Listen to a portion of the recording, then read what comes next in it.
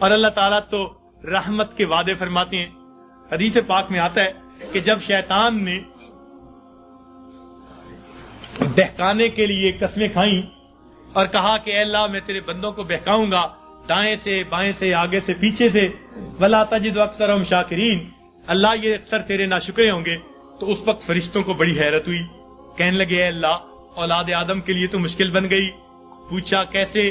اے اللہ یہ شیطان دائیں بائیں آگے پیچھے سے بہکائے گا اور بندوں کے لیے تو کوئی راستہ ہی نہیں بچا.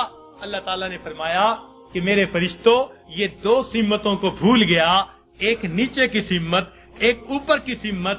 میرا گناہگار بندہ جب اپنے گناہوں پہ پریشان ہو کر میرے در پہ آئے گا اور میرے در پر آ کر ہاتھ پھیلا دے گا، چونکہ ہاتھ اوپر کی سمت کو اٹھیں گے ابھی اس کے ہاتھ نیچے نہیں جائیں گے، میں اس کے گناہوں کو معاف فرما دوں گا.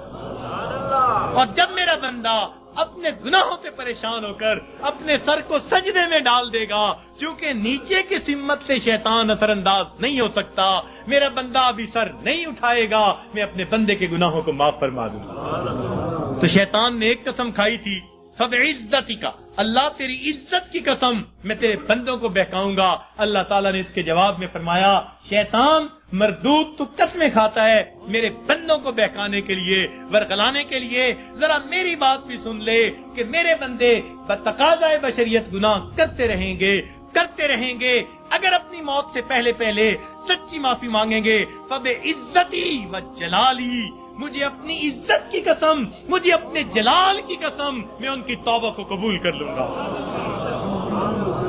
تو شیطان نے بہکانے کے لیے ایک قسم کھائی تھی، رحمان نے معافی دینے کے لیے دو قسمیں کھائی ہوئی ہیں. سبحان اللہ.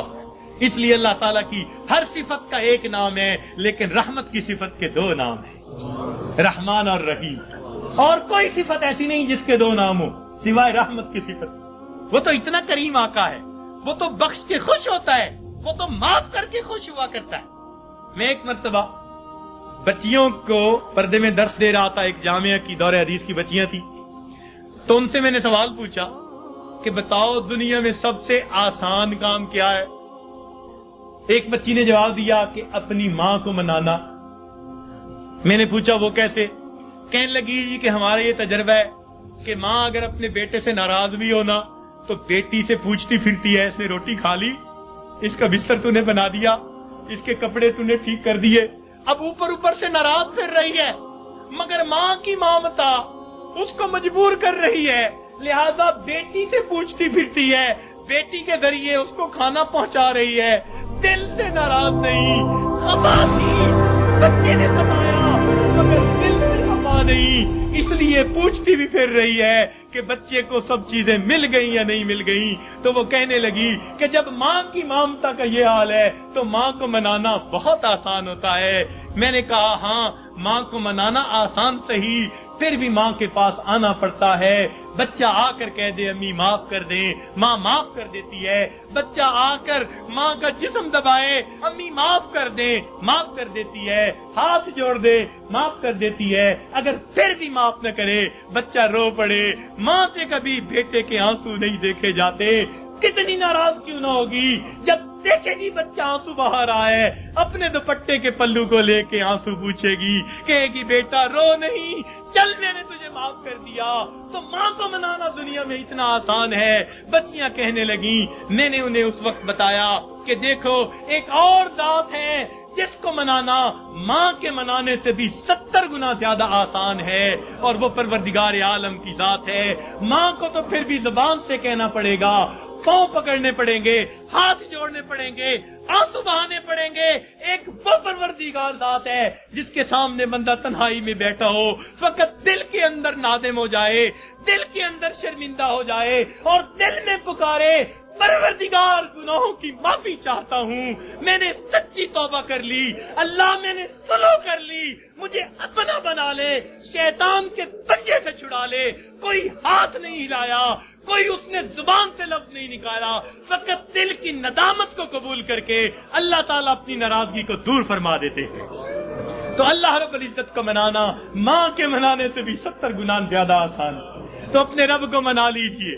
ابن قیم رحمت اللہ نے عجیب واقعہ لکھا، فرماتے ہیں میں گلی میں جا رہا تھا، میں نے دیکھا ایک دروازہ کھلا، ماں اپنے بچے کو مار رہی ہے، تھپڑ لگا رہی ہے اور کہتی ہے تو نے مجھے بڑا ذلیل کیا، بڑا پریشان کیا، نافرمان ہے، کوئی بات نہیں مانتا، نکل جا میرے گھر سے۔ وہ بچہ رو رہا تھا، دھکے کھا رہا تھا، جب گھر سے باہر نکلا ماں نے کنڈی لگا دی۔ فرماتے ہیں میں کھڑا ہو گیا ذرا منظر تو دیکھوں، بچہ روتے روتے ایک طرف کو چل پڑا، ذرا آگے گیا، نکر سے پہلے واپس آ گیا، پھر دروازے پہ کھڑا۔ میں نے پوچھا بچے واپس کیوں آ گئے؟ کہنے لگا سوچا تھا کہیں اور چلا جاؤں، پھر دل میں خیال آیا مجھے دنیا کی ہر چیز مل سکتی ہے، مجھے ماں کی محبت نہیں مل سکتی، میں اس لیے واپس آ گیا ہوں۔ محبت ملے گی اسی در سے ملے گی۔ کہتے ہیں بچہ بات کر کے وہی بیٹھ گیا، میں بھی وہی بیٹھا، بچے کو نیند آئی، اس نے دہلیز پہ سر رکھا سو گیا۔ کافی دیر گزری، ماں نے کسی وجہ سے دروازہ کھولا، ضرورت کے لیے باہر جانا چاہتی تھی، بیٹے کو دیکھا دہلیز پہ سر رکھے سو رہا ہے، اٹھایا، کیوں دہلیز پہ سر رکھے سو رہے ہو؟ امی مجھے دنیا میں کوئی دوسری ماں نہیں مل سکتی، میں اس دہلیز کو چھوڑ کے کیسے جاؤں؟ فرمایا بچے کے الفاظ سے ماں کی آنکھوں سے آنسو آ گئے، بچے کو سینے سے لگا لیا، میرے بیٹے جب تیرا یقین ہے اس گھر کے سوا تیرا گھر کوئی نہیں، میرے در کھلے ہیں، آ جا، میں نے تیری غلطیوں کو معاف کر دیا۔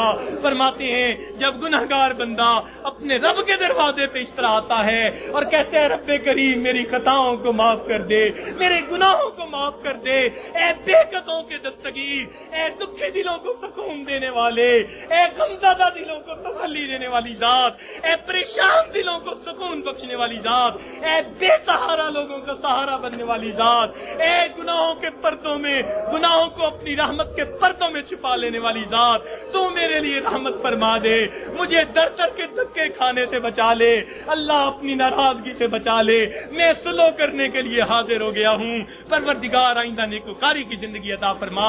تو جب بندہ اس طرح پیش کر دیتا ہے اللہ رب العزت اس بندے کی توبہ کو قبول کر لیتے ہیں۔ اللہ تعالی ہمیں سچی توبہ کرنے کی اور توبہ کر کے یہاں سے اٹھنے کی توفیق عطا فرما دے۔